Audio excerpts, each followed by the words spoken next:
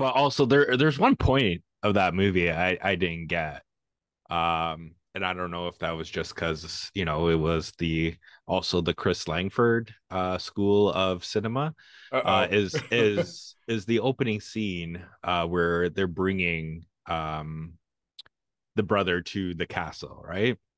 Yeah. And then the coach hand stops in the middle of the beach, and it looks like there's a fucking huge hill in front, and he just stops, points at him, shakes his head no, and tells him to walk. He's not going up to this house, right? Um, because there's no point where they're like, this house is haunted. Like there's never any talk like no one would come to this house because the fucking doctor goes there all the time. Um, so I was just thinking, like, were they just like, we need a scene, but we can't pay the guy to do it, so he can't have any lines. But you know what? He I is was definitely wondering how gonna you were going to get. turn this into the Chris He's Langford School of Directing he's and Producing. definitely gonna get an IMDb credit as Coach Hand.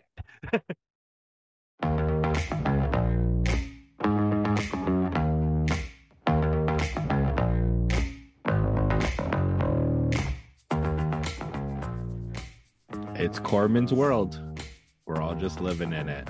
We're talking movies. We're talking The Pit and the Pendulum, starring Vincent Price, Barbara Steele, and John Kerr. Based on the short story by the same name, written by Edgar Allan Poe, and written for the screen by Richard Matheson, and directed by Roger Corman. Chris, buying and selling, living and dying, the weave of life. And this is a quote directly from Mr. Corman himself. In a science fiction film, the monster should always be bigger than the leading lady.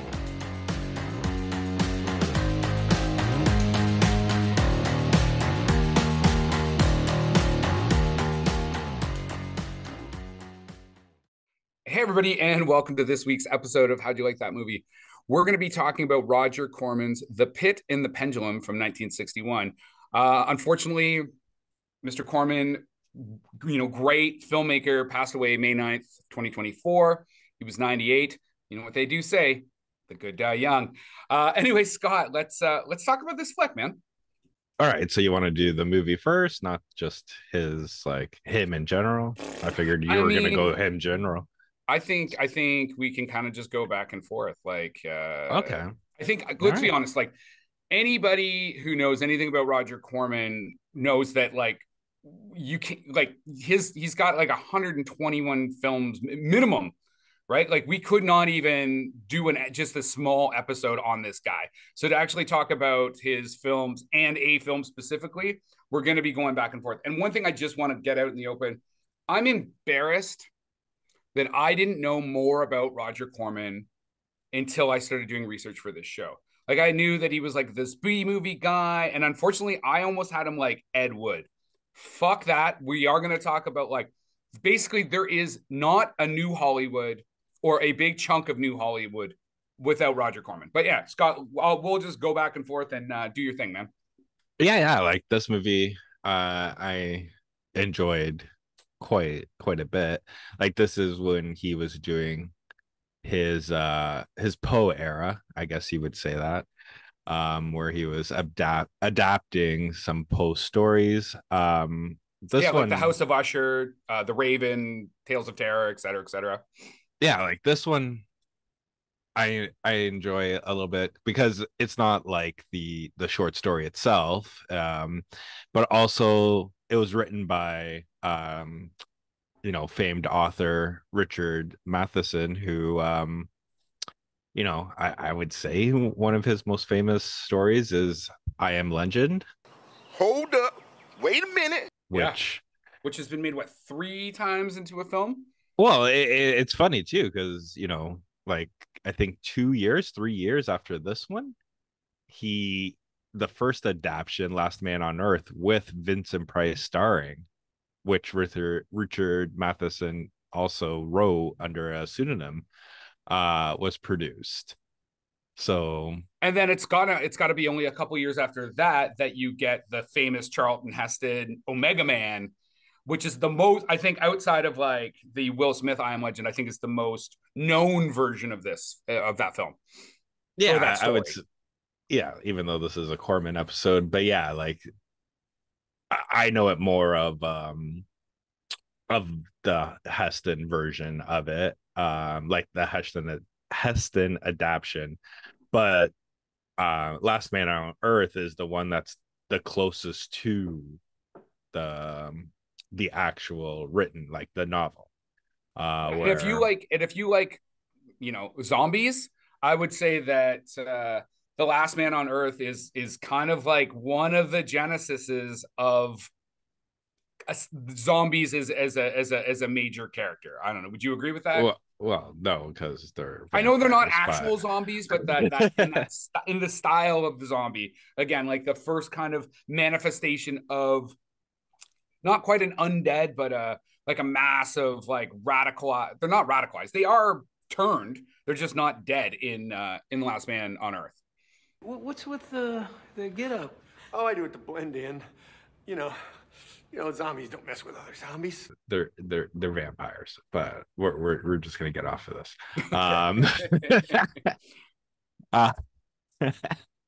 uh, but also it's been like rewatching this. It's been a fucking while since I've watched a Vincent Price movie. Like, and fuck, I forgot like how good he actually is. Right? Like,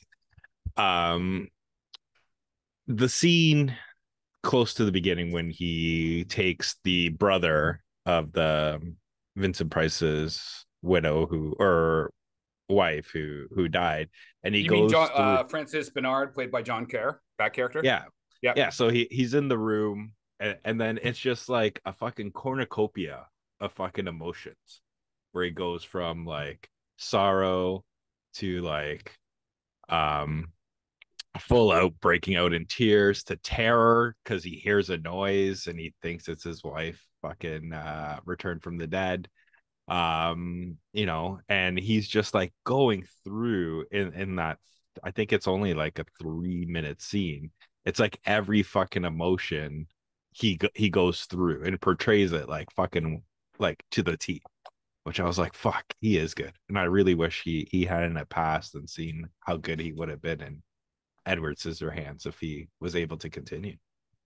Yeah, I mean, I think that for maybe a younger audience or an audience that's just not familiar with some kind of, we'll call them B movies just for the sake of it. I mean, they will probably most remember Vincent Price from the opening of Edward Scissorhands, which I think is such a great casting. Or if you were a Michael Jackson fan, he does the narration in Thriller. Again, perfect person to do it. But you know, a little can, right? Hilarious House of Frankenstein. I was going to talk about the Hilarious House of Frankenstein because the Hilarious House of Frankenstein, not only is it a fucking groovy TV show that I remember watching as a kid, but it's shot in Hamilton, Ontario. Like this, and I actually got to meet the producer at Blood in the Snow Film Festival a couple years ago, and he was talking about, so if you have watched Hilarious House of Frankenstein, you'll know they use a lot of like rock and roll, like 70s and 60s rock and roll in it. Well, he was saying that originally when it had aired on like CBC and before it had gotten syndicated, that they had used like the Beatles and the Rolling Stones and the Doors because they're like, we're in fucking Hamilton. Like nobody's going to even know we use these fucking songs. But then it got popular, and definitely when it came back and, you know, both through syndication and then like got re-released, now the world is like, whoa. Like you got to go and get a music supervisor. You got to get all this stuff fucking cleared. And so they've had to like swap out a lot of music because they're like, we don't have the budget for all those like Rolling Stones tracks. You know what I mean? And again, I think that if you like schlocky B movie type of stuff, first off, you've probably already seen the Hilarious House of Frankenstein, or I think it's actually Frightenstein or something like that. Like, I don't know. I don't think it's, what's the actual title of this thing? Anyway, if you haven't, you should probably go check it out. It is such a fun TV show, and it was like a kids TV show, right? So, and Vincent Price was also in probably my favorite Bible movie, The Ten Commandments, also with Charlton Heston. Yeah, that's the thing, man. he's what's him call it? He's a versatile actor. He can play anybody. But And he's got a the very thing, distinct voice as well, right? Like, yeah, and he's even facial, like demeanor, right? Like I don't know how tall he is, but he seems fucking like he's 7 foot tall compared to everybody else. yeah, I don't know if they got on an Apple box or something like that, but yeah, he always kind of like almost like hunches over top of them. And even in specifically actually in this film, when because he plays two characters kind of, right? He plays Nicholas and then he plays Sebastian Medina, the father of Nicholas, so he both plays the father in kind of a flashback. And then when he has his bit of like breakdown, he kind of reverts to that character. And he always feels like imposing over all the other actors, right? Like when he wants to be domineering, like he definitely like he's throwing people around. He's got stature over them. I mean, perfectly cast. He worked with Roger Corman on multiple films. Obviously, he did all like House of Usher, Tales of Terror, Tower of London, The Raven. Like he did the whole like most. I think he did almost all except for one of the Poe films. The Yeah, Mask of the Red Death is probably another big famous one. yeah, and I was gonna say, I was like, in terms of making him seem imposing, I think that's more like not more, but like Corman's artistic style. Like if no one's watched the documentary Corman's World, I would definitely recommend it because it's all about like his career in Hollywood, but also starting out where he started out as a script, um what's the term, script not supervisor but the script Yeah, like reader he was kind of reading thing, scripts and stuff. He's doing script coverage at one of right? the And major then studios. yeah, and then he would always get the shit movies and he never recommended anything. And then his boss or whatever was like, why don't you ever recommend anything? And he was like, well, give me a script to recommend. And then they gave him one script, which I think it was Gunsmoke. Not Gunsmoke's a TV show, but it's Gun something. A It was a gunslinger Western. or something like that, Yeah, right? yeah. It was a Western. And I guess he wrote down a bunch of notes when he was reviewing it. And this actual script supervisor took those notes, wrote it It wouldn't down, be the took script supervisor. It would be the executive because the script or supervisor is a whatever. position on a set. So anyway, keep No, going. well, whoever it was, I think it was script supervisor. They took his notes and put it down as himself, as his actual ideas, and gave no credit to Corman. And that's when he decided to leave like mainstream Hollywood and do things his own way. Me, meow. You guys, meow. Maybe a little more down in here.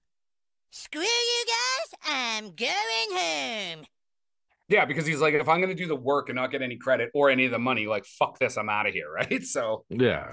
and Roger Corman and it is like, again, he's in some capacity, he's been associated with about 121 plus films, and really only one notably lost money, and it's the one that had the most amount of like prestige behind it, and that's The Intruder, which is also one of the first roles of William Shatner.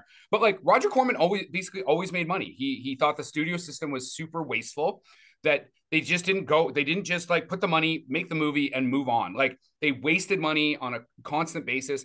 And actually, this is the quote I was going to finish the show with, but I think it really works for right now. It's a good crossover. So they're talking about The Intruder, which is a film from 1962, which I highly recommend watching. It's about the civil rights movement, but actually from the perspective of like William Shatner is like a pro segregationist from New York that comes down to the South.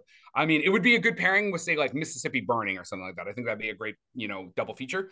So this is what he had to say about that. So on The Intruder, it changed a lot of my feelings about filmmaking. It went to festivals. It got really great reviews. One New York critic said The Intruder is a major credit to the entire American film industry. And it was the first movie I made that lost money. I analyzed it. Even though it got all the critical acclaim and so forth, it was too much of a lesson trying to teach the audience. I had to get back to entertainment. And he did. Like, he again, as I said, and we will go back to the Pit and the Pendulum on this, but like when I say the new Hollywood, and some of this is taken from Corman's world, Exploits of a Hollywood Rebel. I will put a link in the show notes. When I say like there is no new Hollywood, or a big chunk of new Hollywood doesn't exist without Roger Corman. So as a producer, Boxcar Bertha, which was Martin Scorsese's second film and the first of it to make money. Dementia 13, Francis Ford Coppola's first film.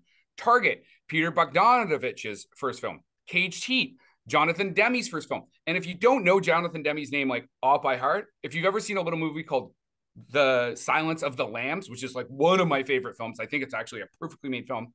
Again, his first film. Grand Theft Auto, Ron Howard's first film. And like the list goes on and on. Jack Nicholson and a bunch of other people, their first acting roles. Like this guy was teaching directors, he was teaching directors how to direct films fast and efficiently. And he was giving actors roles that they would have not normally have gotten in other films that went on to be like Hollywood superstars. So like those people, like his film, what is it? The Wild Angels? Wild Angels. Yeah. Is like a biker movie with Peter Fonda and what's his name? The guy that's always like super crazy and stuff like that. The other main lead in Easy Rider. It's escaping Dennis Hopper. Dennis Hopper. Both of them are in that film, and that movie is before Easy Rider. And there was actually Corman, I think, was originally going to do Easy Rider. And in the documentary Corman's World, he does talk about how he kind of fucked it up in the meeting with the executives. And I'll let you guys just like watch the film because I don't want to just give away that entire documentary. It's great. Okay. Do it. Mm-hmm. Do it. All right. But like this guy was in like counterculture. He was there first, you know, teen movies. That's the other thing that in this documentary they talk about is that like he started making like groovy movies for teenagers kind of first. Boobies, monster movies, exploitation films, like his. Sorry, Scott. Well, you know what? Jump in here because I was gonna say when you're saying exploitation films, there's a good line, that I don't know who said it, but he goes, Corman was all about the exploitation films, exploiting of the directors he used, exploiting of the actors he used, and he goes, the crew set. He's like, he's making sure he's getting all these people that are hungry, that want to work and want the opportunity, but also want to work cheaply. But they were all exploiting him as well because of his name, right? There was a set time in Hollywood where, if Corman said something pleasant about you, it was getting you in front of the other Hollywood executives for the studios. Like they were helping, that was getting you there to make films that like his vote of confidence basically had a lot of buying power. Mm-hmm. Well, and what I think is interesting, and this will bring us back into The Pit and the Pendulum. So Barbara Steele, who plays Elizabeth, she was in Piranha. She was in Shivers by Cronenberg. She was in Caged Heat. And then she was also in 8.5, which is a fantastic film by Federico Fellini. And then Luana Anders, who played Catherine Medina, she's in American Strays, Shampoo, Easy Rider, The Trip, Dementia 13. So these actors, just like Vincent Price, they come into his world, just like the directors, and they go out and they come back in. He worked with a lot of the same crews a lot of times, like his cinematographer, Floyd Crosby, which, interesting note, if that name sounds familiar, that's because he's the father of David Crosby from Crosby, Stills, Nash and Young and The Birds. And Neil Young, by the way, is from Toronto. But he worked with him, that cinematographer, he worked with on a ton of films. But Floyd Crosby also worked on like the Beach Blanket Bingo movies. And he got an Oscar for Taboo. He also worked on High Noon.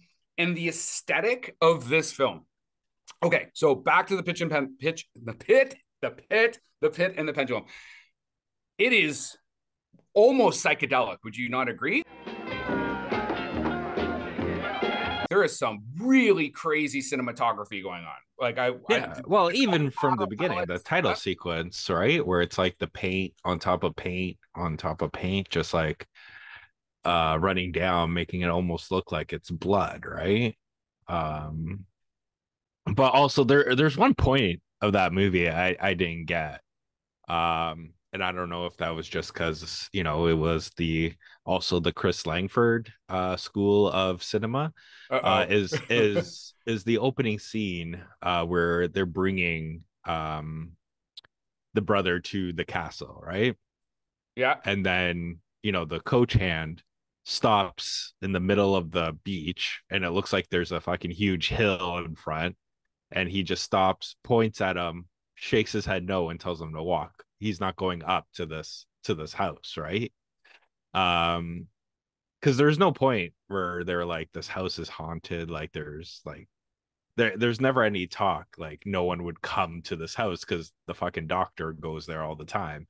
So I was just thinking, like, were they just like, we need a scene, but we can't pay the guy to do it, so he can't have any lines. But you know what? I was wondering how you were going to turn this into the Chris Langford School of Directing and Producing. Definitely going to get an IMDb credit as Coach Hand. So, I mean, being a Roger Corman film, it is quite possible that he did not want to pay scale to an actor, and because there's no lines, that person did not get, they had their lines cut. That is 100% something I think that Roger Corman would do. It's like, if I'm paying you, and also if I'm paying you, I'm going to give you a ton of dialogue because I'm paying for it and it's not paid by the word. So you're going to fucking have a mouthful of fucking words there. So it is quite possible. Yeah, I think cinematically, like, this is such a, so both from like a color palette perspective and the use of, I don't know if they're doing dolly zooms or it might be a combination of dolly zooms and like zoom zooms. There's a great use of camera movement, right? Both like stable camera, actors come and go, characters come and go into the frame. And then when needed, the camera will push in or the camera will pull back. Listen, I am not a good person to talk to about like, is a movie scary? Because I'm a fucking scaredy cat all the time. I'm scared of like most movies. I watched this film at night, and at first I'm like, okay, it's cheesy Roger Corman movie. It's got Vincent Price in it. Oh, okay, look, it's kind of got a Dario D'Argento kind of aesthetic. Obviously, he took it from Roger Corman. You know, it'll be fine. This movie actually gets motherfucking creepy to the point that I was like, is this going to be tough to sleep after?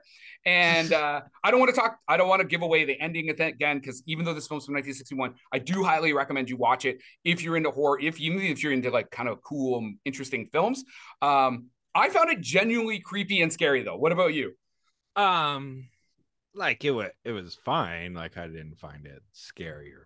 Or like I think it built tension well, and it was able to move my expectations differently, where I thought it was going somewhere. Like it had the nice twists where it went, right? Like some of the things that they set up, like whether or not like, is the house full of ghosts? Like, is the ghost of the wife there? Is he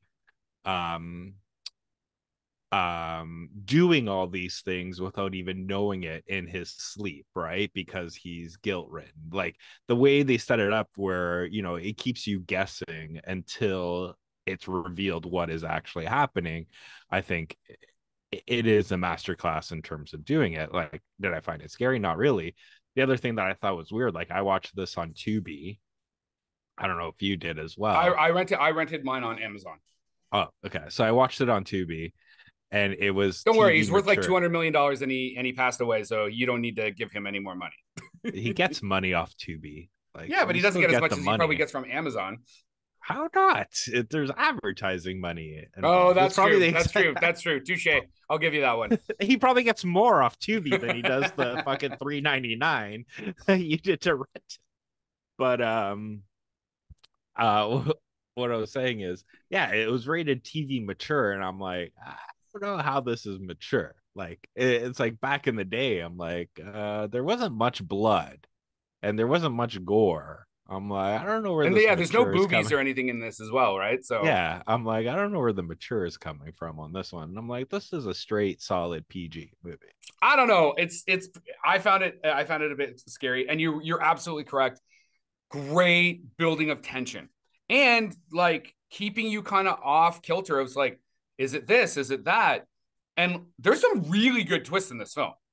Like the ending twist, like the final shot of this film, I was like, God damn! Oh fuck! Like just the last shot of this film makes this film worth watching. Like I said, it's a great film. I recommend it. But like I said, just the last, I guess it's almost the last frame. You're just like, oh shit. And I know you know what I'm talking about. Yes, because I watched it.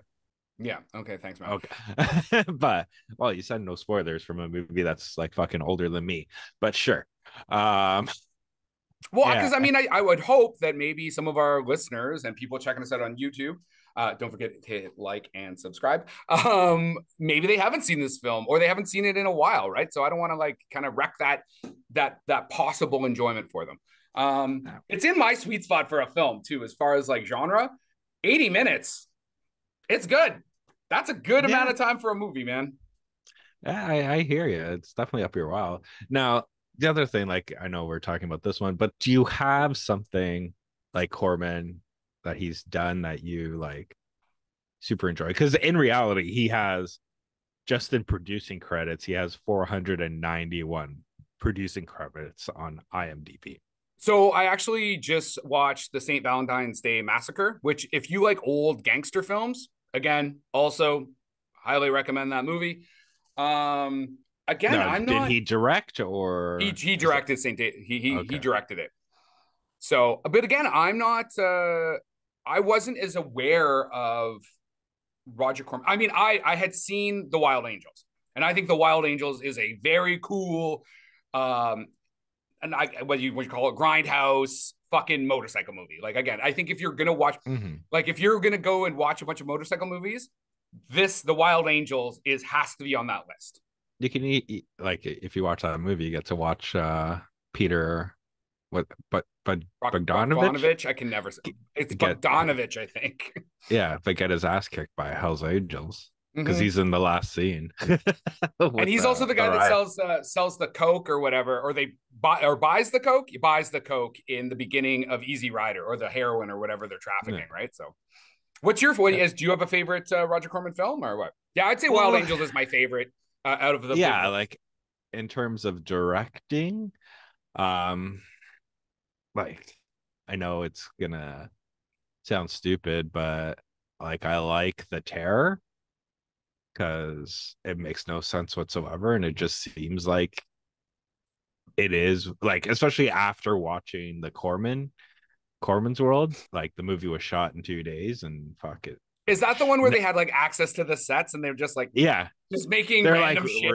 We're like, they're like, one guy's a mute for 3/4 of the movie, and then they're like, shit, we need him to do, like, we need the main actor somewhere, we're gonna have the mute now talk, and tells him to do something, and then they have like the final scene where it's just like one guy just unload fucking vomit exposition to explain what the fucking movie actually was about, and then but it just works kind of thing, right?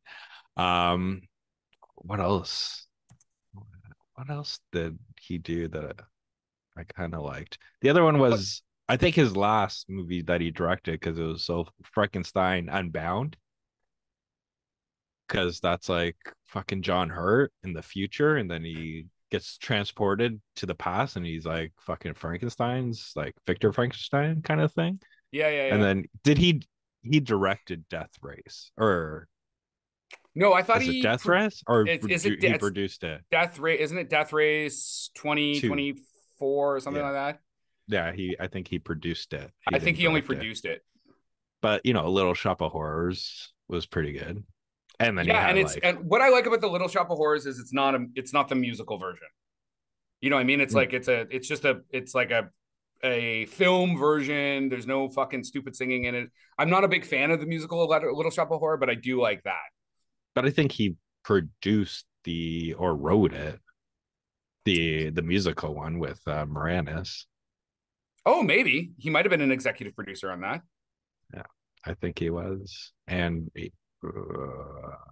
he got a based on film credit for it. So it's Death Race 2000, and it's directed by Paul Bartlett. And but actually, as far as films that he worked on that I also really enjoyed, that I think he's just the producer or maybe executive producer, is the Ramones movie Rock and Roll High School. Let's come on and rock and roll with the Ramones. That is such a fun, like, musical fucking nonsense fucking movie.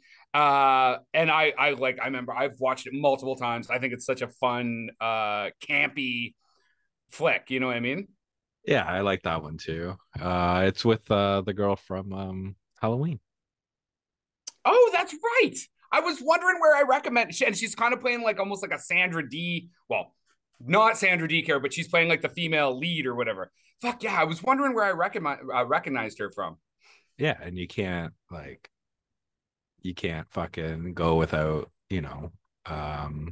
Piranha. He produced that. Yes, he did. Yeah, man, like I said, we could do a whole episode on Roger Corman. And as I said at the beginning of the show, I actually feel a bit embarrassed that I wasn't as tuned into him. I'm definitely going to spend a bunch of time kind of correcting that deficiency in my film knowledge. I mean, his production and distribution company, New World Pictures, that he started in like 1970, it had, because it dealt with a lot of international films like Kurosawa and Fellini, it had more Academy Awards for, at the time, best foreign films than all the other studios combined. Because he was really, again, at the vanguard of not just camp, not just teen, but just like interesting film outside of the Hollywood system and outside of the United States, and bringing them in, I mean, particularly to the American to an American audience, right? So yeah, and that's the thing. Like, it's fun to see he did get, that Lifetime Achievement Award from like the Oscars, Hollywood. the Oscar, yeah. So yeah, it's credited, and I think that people should watch, because he is what's the word? He's I want to say a maverick, but he was at the forefront. Like he turned the needle. And well, and I mean, I think as soon as you start working outside of the studio system, it's sort of like, once you stop, it's like once you stop trying to be what somebody else wants, you're free to do whatever you want. And it's one of the reasons he talks about, like, he kind of wanted to make pictures that were entertaining versus just the art house stuff, is that it was his money. Like, it's one thing to go to a studio and get $200 million and fucking blow it and pay yourself a bunch of money as a director or whatever and go, oh, well, that didn't work. It's one thing when you go and take which isn't that what Francis Ford Coppola is doing with his latest film, Megatropolis or whatever? Like, it's his money. No one wanted to finance it, so I think he sold a portion of his wine company to finance it. Yeah, and it just got like whatever, 1 million minutes of standing ovation at Cannes, which, I mean, I don't know how much that even means anymore. But same with. Well, did you see? Well, I was going to say, speaking of that, did you see that like video where the cameraman stayed on fucking Adam Driver the whole time, and Adam Driver had to push him? Yeah, it's like, I'm just one of the actors, dude. But we also have talked briefly about The Passion of the Christ, and like Mel Gibson made more money off that film than all his other movies because nobody wanted to touch it. He believed in his product and he went and pushed it. And like, that's Roger Corman. Roger Corman is like, go ahead. I was going to say, in terms of recent times, like the one I would say that may Shyamalama Ding Dong. Yeah, M. Night Shyamalan, like, he finances his own movies, right? Like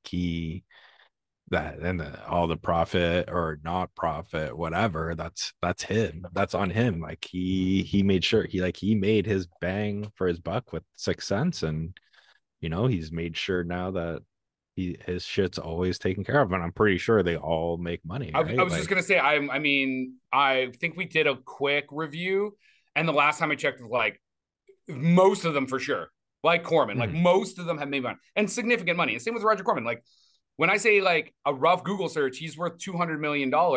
That's not bad for a guy that was just like, I mean, he made a lot of movies, but he treated it like a business. He seemed to want to entertain people, and he wanted to do things kind of his own way.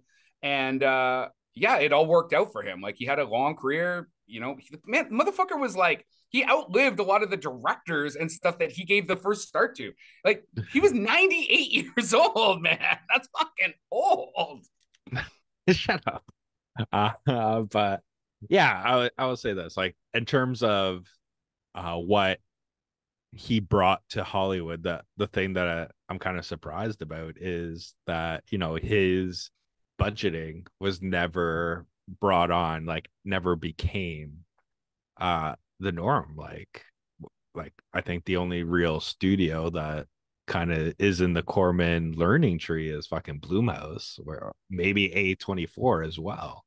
But where, even A24 now is starting to be like, well, we want, and again, some of this could be the business side. They're looking at the studios floundering and they're like, I mean, you give us $100 million, maybe, or we take our $100 million, maybe we can parlay it or something. But I would agree. I would say Blumhouse is absolutely in the learning tree of Corman. Like there is Corman, and you can see a direct line to inexpensive genre films made by, I mean, with Blumhouse sometimes too, they were just picking up, they were doing acquisitions.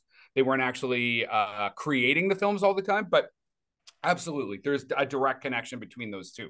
It'll be interesting to see where Blumhouse goes now as well, just like A24. I mean, listen, watch this movie.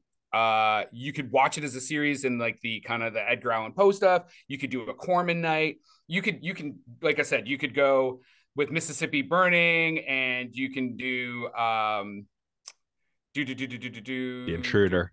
Thank you. My brain stopped working there. This film specifically, though, 80 minutes. You got 80 minutes to devote to a piece of cinematic history. It had a $300,000 budget. It made $2 million at the box office. I'm sure it made way more money after the fact in DVD, VHS, sold Chris to TV rental rights, fees. Chris rental fees, all that type of stuff. Scott, you got anything you want to talk about Mr. Corman or The Pit and the Pendulum before we get out of here? No, I think you encompassed our sentiment very well. Do you have another quote? I got one more quote to take us out. Oh, yay. I can't wait. And you're going to love this. You're going to love this because this is from Jake Wilson from The Age, whatever the fuck that is. It's in Australia. Like, come on. But this quote is perfect. The quote is perfect. I would have used the Variety quote, but the Variety quote was a bit kind of like not so nice to Mr. Corman, and I think this one is great. So Jake had this to say: Roger Corman is legendary as a B movie producer, but his left-heralded gifts as a director are displayed in this 1961 entry into his series of Fantasia on themes from Edgar Allan Poe, staged with an elegance that belies the low budget and lurid content.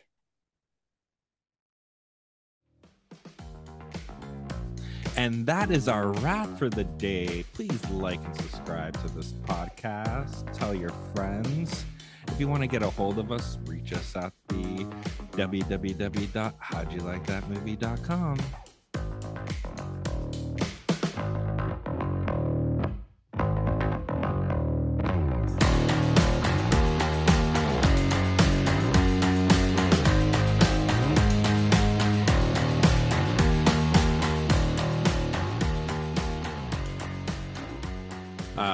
But yeah, the thing that I thought was super interesting, like in terms of this, is like how easy this movie probably was for Vincent Price. Because literally a year before, he made The House on Haunted Hill, which is pretty much the same plot. He's like, oh, I don't have to do anything different? And I'm playing the same fucking character? Give me the fucking money.